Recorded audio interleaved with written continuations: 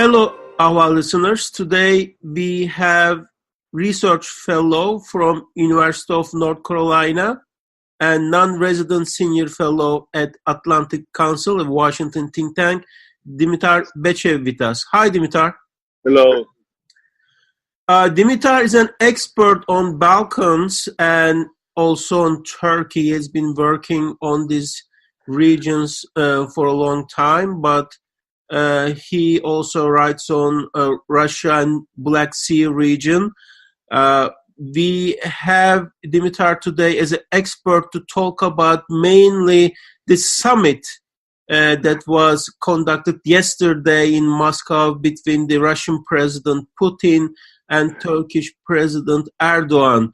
What is your first impression of the meeting after the press conference? How do you think it went, Dimitar? Well, the press conference didn't disclose much, but you could tell that Putin is the one in charge, because ultimately Erdogan went to Moscow with a set of demands and asks, and whether he makes headway in Syria very much depends on the response from Moscow. So that's why I put the headline that Putin has emerged as the kingmaker, and that's, I think, the main takeaway from the summit. So it was clear that Erdogan went there, and before he visited Russia, there were a lot of reports on Turkish media about this safe zone Turkey wants to create. What do you think Erdogan was able to extract from Russia from this meeting, or can he show anything tangible he is able to get from Putin yesterday? Well, what he had was certainly nice words, because Putin did say during the press conference that he understands and appreciates Turkey's security concerns. And I mean, some of your listeners surely remember many years ago in 1998 when Ocalan, the leader of the PKK, was expelled from Syria by the then President Hafez al-Assad. He landed in Moscow. And back then, Putin, who was not known to many people outside Russia, was the head of the security services, FSB. And he was the one who actually was in charge of letting Ocalan leave Russia and not offering him asylum, as many people back then pressed for. In other words, this Russian position that we do appreciate his position, we sympathize, but we are not fully going to side with Turkey and take Turkish interests at heart, is something that goes back years. And I think we see a repeat now, not least because Putin himself did bring up the 1998 Adana Agreement signed by Turkey and Syria back then. In other words, his message was, surely you have a problem on your borders, but the way to tackle it is to cooperate with the Assad regime, and it's ultimately the Syrian Arab army that has to be in charge, and maybe there's a role for Turkey. So he didn't go full way into meeting Erdogan's demands. He said he was open to cooperation, but he certainly emphasized that the Syrians, the regime in Damascus, has to be the major part of the solution. I understand. Yes, it was very interesting to hear. I think that maybe this was the first public reference to 1998 agreement between Syria and Turkey. I've seen some credible columns. So this was a column in Turkish media was saying that this could be a way for Turkey to reach out Damascus for the first time, and in exchange, Damascus can give the green light to Turkey to create some buffer zone. Do you see such a scenario that Assad let Turkish army go 20-30 kilometers and take over about all of the main Syrian Kurdish cities in any scenario? Well, it's hard to speculate because we don't have the full picture right now. And maybe there's some scope for an agreement. And I mean, just to open a parenthesis here, Turkey has been back-channeling to the regime for a long time. What will happen now is probably some form of official contact. And if Damascus and, of course, Russia are willing to give Turkey formal role there and let the Turkish forces enter this part of Syria, I think they'll set the price very high. And one way or another, Turkey has to recognize the regime, and there'll be a list of demands coming from the other side. But we shall see in the coming weeks, I guess, how it will play out. Again, there is a scope for a deal, but it's the details that matter and the price Turkey will pay.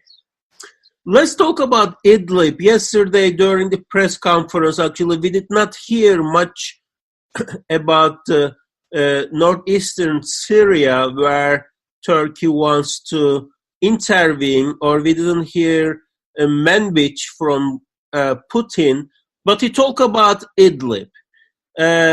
Why do you make of his words on Idlib, and why he chooses to talk about Idlib, but not the places Erdogan wants to discuss about? Well, I think behind the scenes, Turkey is getting a lot of heat from Russia over Idlib because the deal in September was contingent on Turkey taking charge of Idlib and sorting out the situation around Hayat Tahrir al-Sham. And lately, it's becoming clear to everyone that Turkey is not in position to clamp down on the radical grouping. In fact, HTS is taking more and more ground.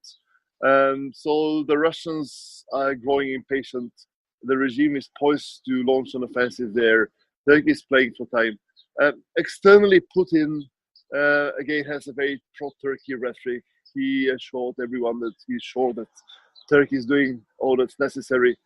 But I'm pretty certain that in their private discussions, the Russian leader is putting a lot of pressure on his Turkish colleague and telling him that the clock is ticking. So we'll see some developments in Idlib. And again, the big question is the Russia-Turkey deal from September last year viable, and can it stick together, or it will unravel because of the situation on the ground in Idlib? Meanwhile, the former U.S. envoy for Syria, Brett McGurk, gave this very